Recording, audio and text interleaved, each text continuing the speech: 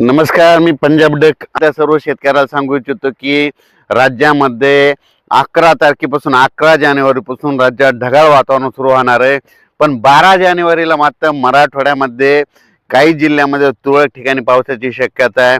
मराठवाडा, विदर्भ आणि पश्चिम महाराष्ट्राकडे तुरळक ठिकाणी काही ठिकाणी थेंब पडतील, कुठं पेंडवलतासारखा पाऊस पडेल, म्हणून हा अंदाज सर्व शेतकऱ्यांनी लक्षात घ्यायचा।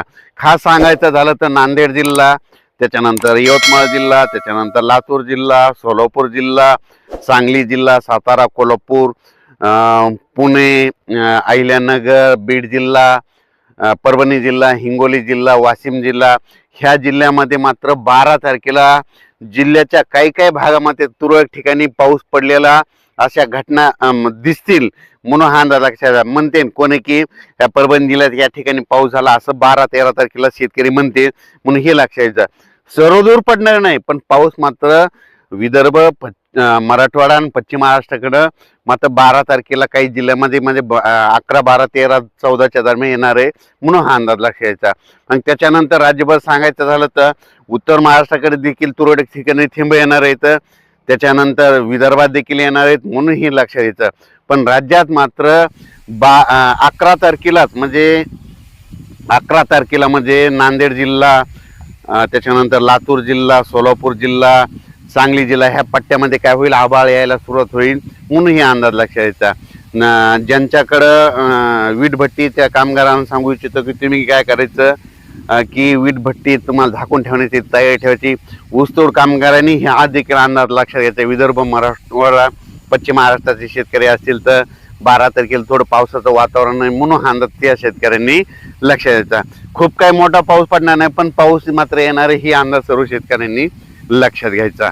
त्याच्यानंतर राज्यातल्या सर्व शेतकऱ्याला सांगू इच्छितो की बऱ्याच शेतकऱ्याचे असे फोन येतात की 2026ला दुष्काळ आहे का, पण शेतकऱ्याला सांगू इच्छितो की 2026ला 72 सारखा दुष्काळ वगैरे काही पडणार नाही।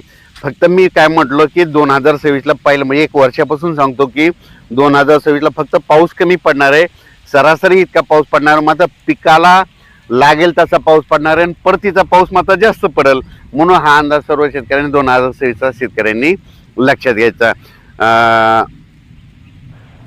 त्यानंतर कर्नाटकच्या मला तंबाखूच्या शेतकऱ्यांचे फोन आले की आम्ही तंबाखू काढावत का नाही, तर त्या कर्नाटक आणि तेलंगणाच्या तंबाखू शेतकऱ्यांना सांगू इच्छितो की तुम्ही काय करायचं, आता म्हणजे 11, 12, 13च्या दरम्यान तुमच्या कर्नाटक, तेलंगणामध्ये पाऊस पडणार आहे, म्हणून 2-3 दिवस तंबाखू काढण्याची काढू नका।